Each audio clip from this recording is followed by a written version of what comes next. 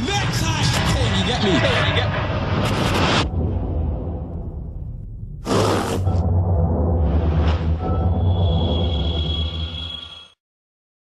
Assalamu alaikum rahmatullahi wa barakatuh. This is Roadside to Islam. Aki, can you introduce yourself, please? Assalamu alaikum rahmatullahi wa barakatuh. I go by the name of Massacre, aka Feasibillah. Aki, how long have you been Muslim for? Been Muslim for about coming on 5-6 years, alhamdulillah. Aki, can you tell us a little bit about your life, how it was before you started practicing Islam? For Islam, I didn't know nothing about the deen. All I knew about was my environment. I lived in a neighborhood. I grew up in Chalkhill Estate. You know, as every estate is, there's always man that's around there selling drugs, you know what I'm saying, man driving around in big cars, you know what I mean, just fights going on, man getting stabbed, man getting shot, all these kind of things that happen in every neighborhood. This is the kind of neighborhood that I grew up. So as a youngin', all I knew is what I saw, you know what I'm saying, and as well as man had opportunities and whatnot, school and, you know what I mean, little play schemes here and there. When I'm looking around, I see man getting it in, and I'm a young buck, 17, you know what I mean? I want to get it in too, you know what I mean? I want to make some of that money as well. I want to roll in what I see man rolling in. So I don't really want to be in school or be in college or whatever. But I had to use my environment to benefit me. And as a youth man, when I was younger, I had my own place early. So I had to survive pretty much by myself. I didn't have mummy and daddy there putting food on my plate, on my table, putting clothes on my back and whatnot. Bills had to be paid, you know what I'm saying? When the electric's done, the electric's done. You know what I mean? No money on the key. So you have to go out there and get money and put electric in your house, put food in your yard. So most man, I mean, everybody come from a different backgrounds when it comes to this road thing. And me, I would say that I weren't really on the hype. You know what I mean? Even though I was on the road, I still was into knowledge and reading and whatnot. But at the same time, man was trying to put food on the table. You know what I mean? And the only way I knew how to get it was the only way I knew best. I didn't have no national insurance number to go and work or all of them kind of things. I was young, had my own yard, I needed peas. So if you have something that I want, I'm taking it. You know what I'm saying? Robberies, you know what I'm saying? Man, that's how man's surviving. Drugs. You know what I mean? Selling drugs, that's how man's surviving. And to be quite honest, because everybody is surviving like that in the neighborhood, it's so congested and, you know what I mean? It was normal, you know what I mean? That's the normal lifestyle. If you see, like, when a man comes back to the hood and say, yeah, boy, look what I got, and, you know what I'm saying, look, just did this move and whatnot. It was like, what are you doing? You know what I mean? You shouldn't be doing, there was none of that, you know what I mean? It was like, yeah? How can I get in too? You know what I'm saying? When's the next move? What's cracking? You know what I mean? But that's how man was eating. You know what I mean? That's how I was trying to get by. And as far as I was concerned, it was normal for me. I didn't know about Islam or I knew about the Creator. I believed in the Creator and whatnot. But for Islam, it was just straight ignorance. I was an ignorant guy to an extent. You know what I mean? But alhamdulillah. Obviously, living that lifestyle, there's consequences, you know what I mean? And one of the consequences is prison. And yeah, prison seen me quite a few times, you know what I mean? I've seen prison quite a few times, and it's not something that to glorify. Now, today, like what I'm doing now, and I use it as an example to try and stir others who are going through the same situation, stir them away from it, and try and just give them an opportunity to see the obstacle. And they can get around it. They don't have to go through it like how I did. So I just try to use my lifestyle as a way to benefit other people. So prison was another thing, you know what I mean? And I mean, a lot of people ain't built for prison, you know what I mean? A lot of people, they crack. Man, rip their sheets, tie it up, find somewhere to hang it, and that's it. Jump off the bunk bed and khalas, finish, you know what I mean? Because they can't handle it. You know what I mean? The time's too much, the confinement, you know what I mean? You're locked up for like 23 hours, you know what I mean? And you're only allowed out for 1 hour. And it's not every day you're allowed out for an hour, you know what I mean? So it's like the lifestyle that I led, that I used to be involved with, this is what it brought. It brought death, you know what I mean? One of My younger brother was, you know what I mean, stabbed on the street, you know, knife crime or whatever you want to call it, you know what I mean? So the consequences I've seen, the consequences I've been involved in, you know what I mean? So all of these things, it took time. I mean, like, look at the youngers today, reckless. Youngers, the age limit for carrying a machine is getting younger and younger, reckless. But they're not all of them are aware of the consequences. They know what can happen, but the consequences ain't apparent to them, you know what I mean? And it took a lot of consequences in my actions for me to come to where I am today, alhamdulillah. One time I was sitting in a house and I had like bare goons around me. It was in the guy's house that we had, and he had a library. And I remember walking up to the books, and I just put my finger just random like that on any book. It could have been a porno magazine, man. It was any book. Put my hand in it, pulled it out. It was the Quran. You know what I mean? Sat down, reading it a little bit. I didn't really know what I was reading or whatnot, but you know what I mean? Put it down, and it just so happened, like, as I was making a transition from getting involved with drugs into another way of making money, the guy that I was moving with, he was Muslim. You know what I mean? We ended up doing a jail sentence together. Me and the brother was sitting down, and he must have handed me that blue Salah book. You know what I mean? I started learning Arabic and whatnot, reading the du'as and whatnot, and how to pray and whatnot. But I wasn't. Now before that, I was reading the Quran, and then like I was reading about the stuff that I used to do, that I thought was normal. The stuff that I thought was normal was what Allah was telling me that's going to lead me to destruction. You know what I mean? And to the hellfire and the eternal flames and such and so forth. And I just put the Quran down and said, this ain't for me, man. You know what I mean? Then afterwards, obviously spending a lot of time in prison, you got a lot of time to read and whatnot. I started reading back up again. You know what I mean? A couple of people that I knew that was on the outside was coming to the deen as well. So I started looking back into it again. I took my shahada in prison, and alhamdulillah, it was one of the best moves that I made. I still had more research to do, you know what I mean? I still had to find out if this was like absolute truth, you know what I mean? I had people around me saying, just do it, you know what I mean? Just take the shahada and whatnot. When I came out, I started looking for loopholes, trying to find out if there's some kind of deviation or some kind of, you know what I mean? What exactly this is, so that I'm even more content with it. Alhamdulillah, I couldn't find nothing. I'm still looking to this day.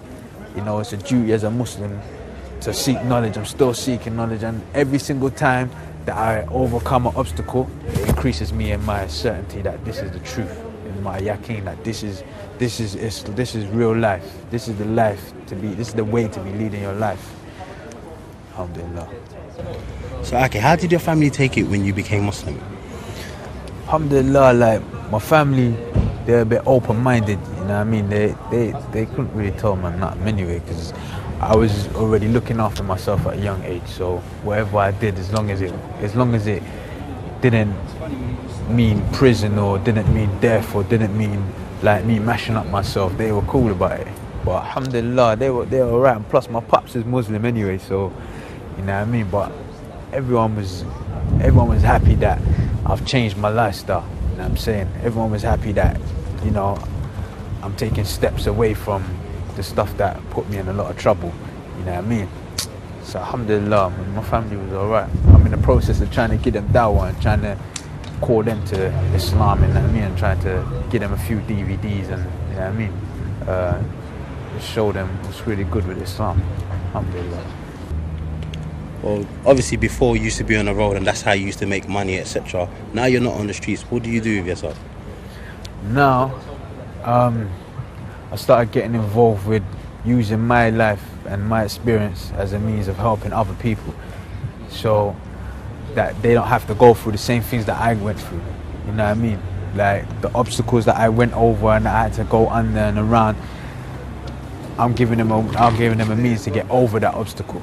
You know what I mean? So also, like before I used to rap, I used to do hip hop, you know what I mean, rap on beats and whatnot. Now I'm using that talent to give nasiha, you know what I mean, to advise the youth, and to, you know, help motivate the ummah, you know what I'm saying, help motivate the sisters, the brothers that are struggling on their deen, you know what I'm saying, and glorify Islam, glorify Allah, you know what I mean, with my talent, you know what I'm saying, just through spoken word.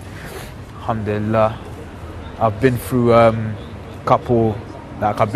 gone to prisons, you know what I'm saying, sat down with the youth in the prisons, speak with them, you know what I'm saying, get them ready and prepared for what they're gonna face when they're released, you know what I'm saying, what to expect, how to use their time so that when they're in the pen, they don't feel like a caged animal, you know what I'm saying, they don't feel confined as such. They feel like they're there to reform themselves, you know what I'm saying, they're there to help build themselves so that when they're released, you know, they feel like they're prepared, they've got the necessary tools to be prepared for when they step out, you know what I mean. I also work with my colleague on Roadside to Islam, and we do practically the same thing. You know, we bring to the people what they don't usually get from the streets to the screen so that you can see for yourself, you know what I mean, where the youth are taking shahada, you know what I'm saying, where the youth are doing all types of madness, and this is where the help is needed, you know what I mean. It's not necessarily just in the masjid, like Roadside to Islam, that's what we're dealing with. Also, you know, I got my own projects, like I put out a project like 2 years ago, I put out a project Iconoclast. This year I'm looking to put out a next project called Council of Nasiha, where it's going to have various artists on there, and we're just going to deal with exactly what it says, Council of Nasiha, dealing with different issues to do with the youth, to do with us as Muslims, to strengthen us already Muslims who are strong but still need that little motivation, you know what I mean. So there's a few projects that I've got going on and that I'm working with, and inshallah Allah will accept it from me as a ajr, you know what I mean, inshallah. So, Aki, what advice have you got to Muslims and non-Muslims regarding Islam? You know, first of all, for the Muslims, seeing the lifestyle that we're coming from and being attracted to that lifestyle, my question is to you, which is a nasiya as well, is that, are you built for this? Are you built for the road? Do you know what this road life entails? Are you ready for man to kick off your door, run up in your yard with a machine and put it towards your girlfriend, your mum, or your dad, or one of your loved ones, telling you to go and get what it is that he wants, that you're involved with? Are you ready for that? Think about it. You see on the TV, man's got Gucci shoes, nice glasses, nice coupe, money turning over, and you think, yeah, I want that. But are you thinking of the consequences? You're not. You're just going to get involved with this thing, and then the consequences are going to stare you in your face and you ain't going to know what to do. You're not built for it. You're not built for prison. Do you know what prison is? When there's no TV, when you can't come out of the freaking cell, when you got man that's looking down on you and he's holding the keys to your freedom. Do you understand what this is? When you have to share a cell with a man who can't even keep up with his hygiene. You're not ready for this. You're not built for it. And when we see you, we laugh at you. Because you're going to where we came from and we're heading to where you've left. Are you ready? Are you ready for man to have you out standing in front of your cash machine drawing your money with a strap in your back and you can't do nothing for it? You want to get involved with a gang? Fair enough. Man can't tell you what to do. I can't tell you what to do. Are you ready to ride with your gang though? Are you ready to go to another man's area and poke up some youth and the youth's dead and you can't even remember why you did it in the first place? Don't get it twisted when you listen to these rap tunes. I can't imagine hearing a real killer on a rap song telling everybody how he killed a man. So more than half of these people are not telling the truth. Have you ever thought about taking a man's life? You really gonna burst your strap on somebody? And have you ever thought about trying to go? If you ever know a man that's taken a man's life, ask him how much sleep he gets. Because you ain't gonna get no sleep. You're probably gonna forget about what the beef was in the first place. This is my advice to you, man. You lot coming up seeing, man, and you lot want to come and put your trousers below your waist and start bopping, wearing fake silver chains, fake gold chains or whatnot, and trying to get involved with man, or trying to linger around man for him to break you off something so you can put in work on the street yourself. You ain't built for it. Especially if your upbringing was Islam. Your parents taught you Islam. And the girls, the Muslim girls that are leaving their deen and they're coming on the road, you want to be like these girls. Before we was Muslims, we'd mash these girls and throw them away like it's nothing. Is this what you want to be like? We don't respect you.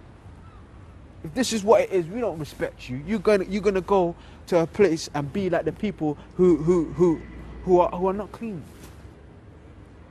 Every man knows this girl. Every man's been through this girl. And you want to be like that. You want to undress yourself and just wear a head wrap and start throwing your body around like one of these girls. Khalas, do your thing, innit? But know that these men, yeah, they don't look at you as a pearl of Islam, as if paradise is below your feet. All you are to them is just another thing. It's just another something to mash. That's it. Is that what you want for yourself?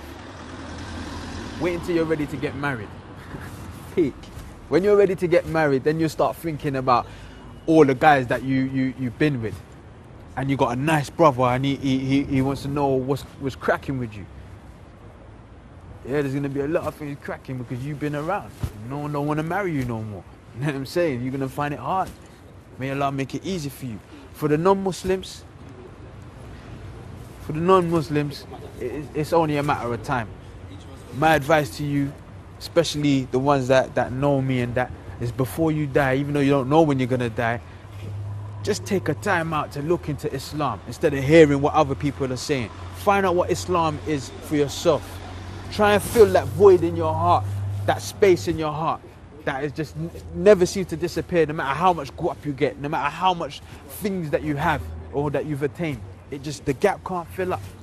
Just take the time to look into Islam. You know what I'm saying? The man them that are not Muslim and they're in jail, you got time. Grab the Quran, grab something that is relative to Islam, proper Islam. Look into it and see what's going on. To my brothers who are practicing, my advice, and this is not just advice for you, this is advice for me as well, is Aki, man's got to keeping on, you know what I'm saying? Until we die, it's a never-ending struggle. You know what I'm saying? I have my own fitness as well. As you know, I do this music thing. I used to do this music thing hard. And I had opportunities to rap with people that I used to look up to with this music thing. I stopped doing it. But who says it's easy to stop, to maintain it like that? It's not easy. I'm still struggling with my fitness and I'm imploring you, man, to do the same thing too. And if you need brothers around you or need brothers, it's not a pride thing. You know what I'm saying? We're all going through the same thing and we all got the same goal. Holla at man. You know what I'm saying? Go gym or go do something other than the things that is gonna be held against you on the final day. Alhamdulillah, that's the nasiyah that I have to give to you guys, and inshallah you lot benefit from it and make dua for us. Alhamdulillah. Jazakallah khairan. To see more exclusive interviews, go to www.roadside-to-islam.com. Assalamu alaikum wa rahmatullahi wa barakatuh.